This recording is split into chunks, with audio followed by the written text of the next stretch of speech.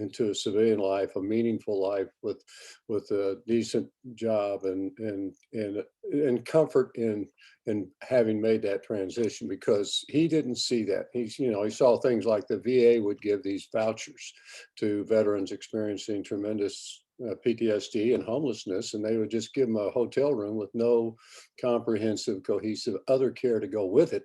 Or people would have appointments that VA never go, and just a lot of things that just weren't really a solution. They were just band-aids. And he envisioned a facility that would provide far more coordinated care for everything that would help a veteran who's having these issues be whole again. And in fact, 10 years ago, he came to me when I was just joined a law firm at Smith Anderson and asked me to join the board. And I was not in a place where I could do that at the time, but I just thought, what a brilliant idea. And I hope you the best on that. And I thought, what a great idea, but it just needed a lot of work before it was going to get to a point where it would see, some sort of light at the end of the tunnel. And lo and behold, he went years without any pay and was soliciting donations to continue it was a two-man team trying to put this idea in the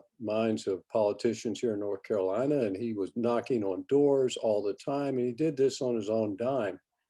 And eventually he started getting some people believe, because it is a great idea. And we do have a problem in North Carolina, and those suicide statistics have not changed. And so he was able to get several critical elected officials to sign up to figure out what we could do to help that. And including Governor McCrory, when he held his inaugural gala event when he was sworn in as governor, he donated all the proceeds to this effort. Over $200,000, which really gave them sort of the traction they needed to go back out. And eventually the state legislature, when Tillis was a speaker, and now as a U.S. Senator, continued to provide support. And they received the largest community block grant that North Carolina has ever provided to build this facility. And they originally were going to build a facility, take an old facility. It's one of the federal buildings up at Butner, North Carolina. As you know, there are a lot of abandoned buildings up there. Remodel it and use that as this facility for the Veterans Life Center. But they realized, because at the time, the previous chairman of this board, great individual. He was a CEO of a construction company. He said, we can build a new, beautiful facility cheaper than we can ripping out all the bad stuff that's in the walls and the ceilings and remodeling an old building. And so they used that money to build a new facility. We did a groundbreaking back in 2019 in October. And at the groundbreaking, we had both Senator Burr and Senator Tillis were there, and along with a lot of other officials. It really was getting the attention it needed.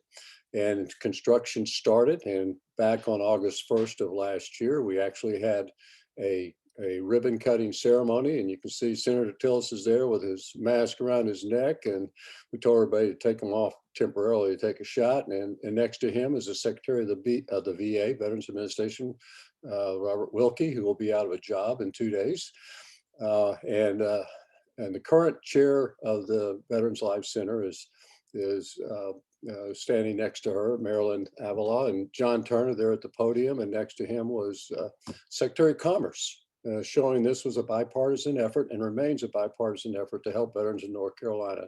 And then going further left is the mayor of Butner, who never turns down an opportunity to talk for a long period of time, which occurred during the ceremony as well. And on the tail end there on the left is Tom Gorey, who's a retired brigadier general, used to command Eastern Area Command for the Marine Corps, and a wrestler at the University of North Carolina, and he's in the College Wrestling Hall of Fame. And he himself is a severely disabled veteran, and he has been our executive director. He is currently on convalescent leave, recovering from a recent medical procedure, but he is still the executive director. And so we opened on August the 1st, and here's what this facility looks like. This is what your $7.8 million tax dollars paid for. And you can see this is a brand new facility, brand new location. Down here we have 3 vans, 15 passenger vans, paid for by the Department of Labor, to transport veterans to medical appointments, to school, to whatever location they're going to need while they're staying at the facility. And I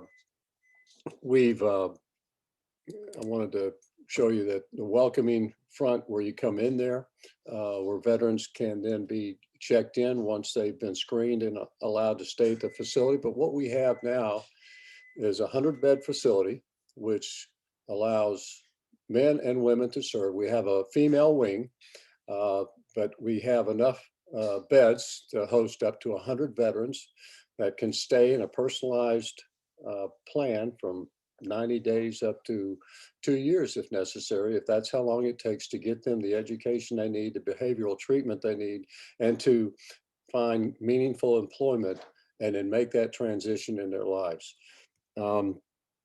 It's been a long road to get to this point, but now we have something that North Carolina has really lacked up until now. In fact, this has gotten so much attention with the Veterans Administration because they don't have anything that has everything included, all that comprehensive care, that coordinated care that I mentioned earlier, in one facility like this place does. And that's why the VA has been present during the building, was there at the ribbon cutting ceremony, has been offering support as well. And then they've also facilitated grants from not only the Department of Labor, but the Department of Agriculture, North Carolina Department of Commerce oversees this building. And even though Butner, the city of Butner, owns the facility, they leased it to us for, I think, 30 years for $1, and we'll renew that for probably $2 due to inflation at some point in the future.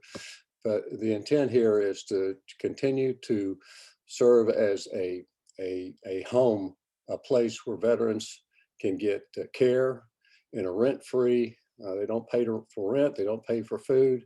They get behavioral counseling if they need that, but they also have access to a local community college that has some pretty sophisticated programs, from robotics to computer technology to other pre-nursing care, things of that nature that can allow somebody to get meaningful employment while staying at this facility and getting transported back and forth. And it's a secure environment. You have to use cards to get into it. The veterans don't run the facility. It's run by our staff and our executive director, and we have a security 24/7 at the facility to ensure that, you know, in these types of facilities, if you don't have, good security and cameras and such, you can have problems that you don't know about. And so it's incredibly well run. We've been able to bring people through to not only during the construction process, but recently post-construction, just to show people how this facility has been set up, and continuing to seek donations, because this is not paid for in terms of operations. The facility itself is completely paid for, including all the furnishings and the computer labs and everything else that's in the facility is already taken care of, but we do have operational needs every year. And it's a little over $1 million to run this because of the staff, because of the food, because of the maintenance of the facilities and everything else you can imagine in going forward with something like this. Now, this is not a hospital, but we do have telemedicine available. We do have, not only with the VA, but with other healthcare practitioners that can provide support if that's needed.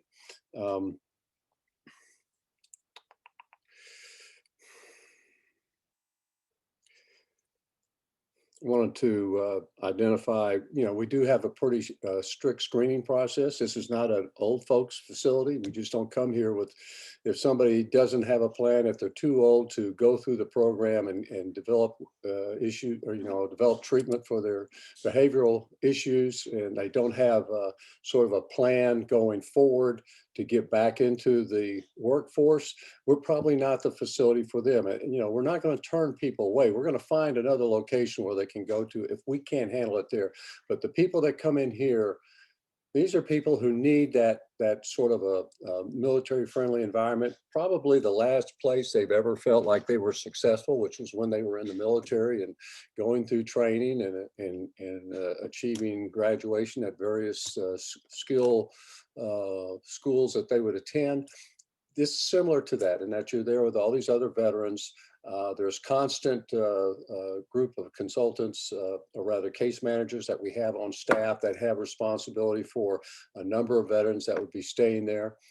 Right now, the facility is not fully filled up yet, but we're going through the process of growing. We've already had a couple of success stories, believe it or not, that people who have already been able to go in there and have already made a difference in their lives. And if you make the difference in one veteran's life here in North Carolina, a difference that doesn't lead to, that say the only option they had in their mind was suicide, and they're able to come in here and come out of here transformed by this experience, you've earned. Every dollar that was paid to build this thing and maintain it has been justified. I want to show you some of the facility itself, what it looks like on the inside, and then I'll tell you a couple of success stories and answer any questions.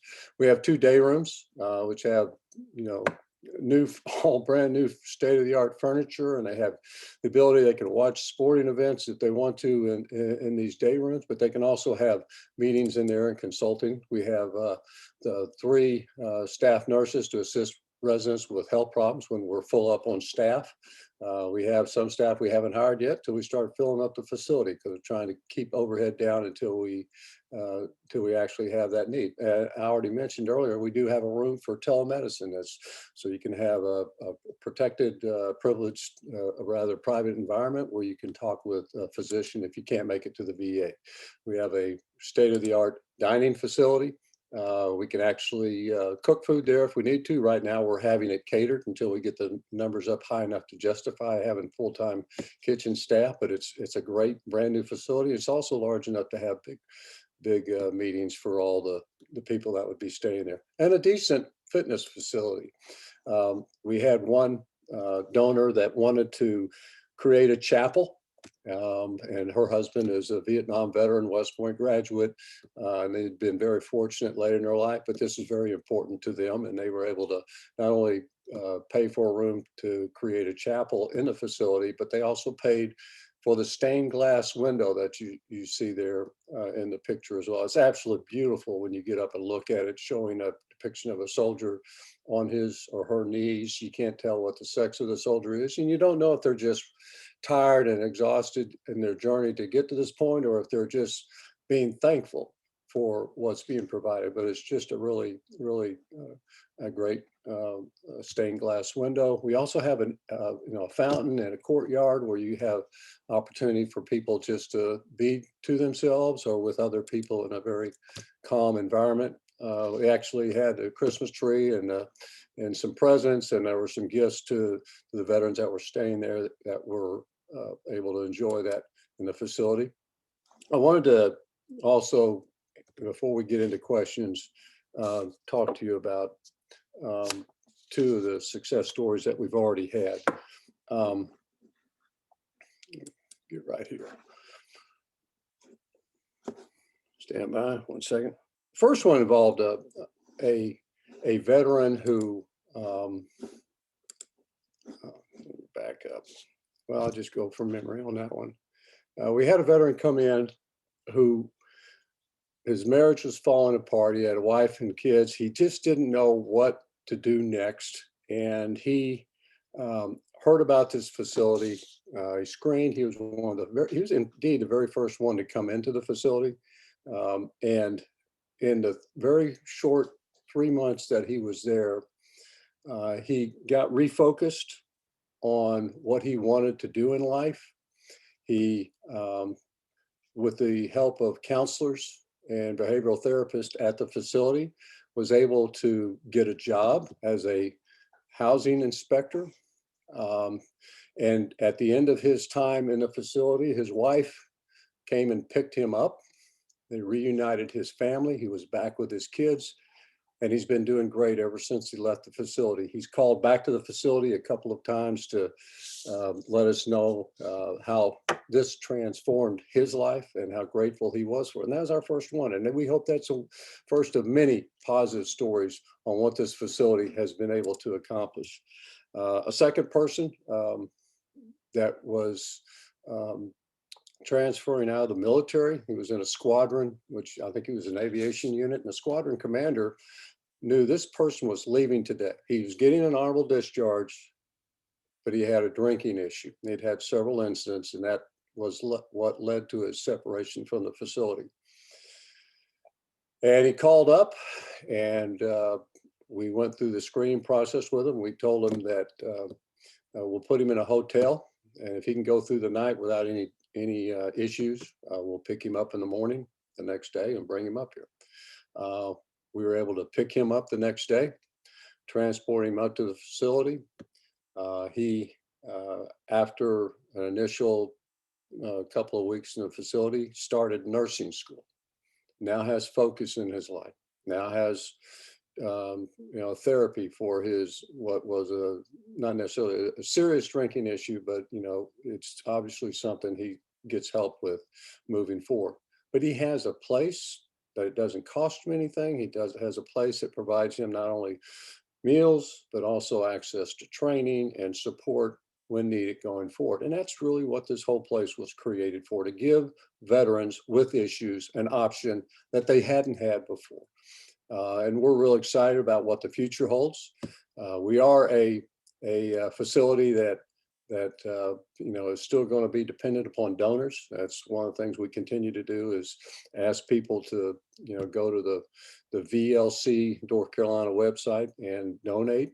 We also have gone to big corporate sponsors for that as well. But it's going to be a constant battle until we start getting more success stories, and then I think it will clearly sell itself.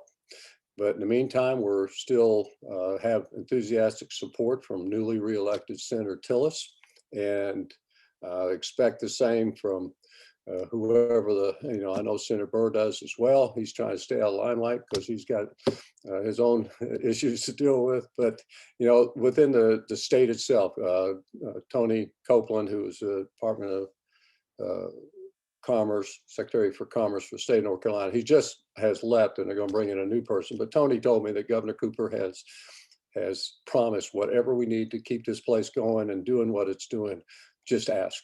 And we've reached out for that. So we're real excited about what the future holds for veterans in North Carolina having access to this facility.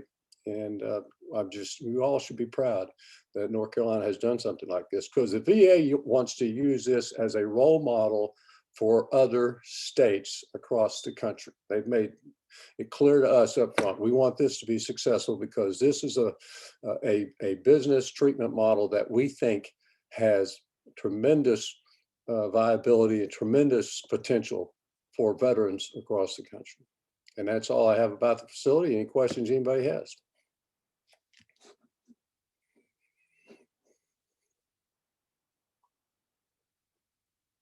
Marie, you're muted. Okay, now we're unmuted. Yeah, Awesome. Awesome. I mean, I almost wanted to stand up and clap. Wow. We need to get the word out. This is just, yeah. Sorry that it has to have a need as it does, but thank God that one gentleman that saw the need and everybody else jumped on the bandwagon. Whoa. Hey, Dave, Yes. how do you kind of identify those folks out there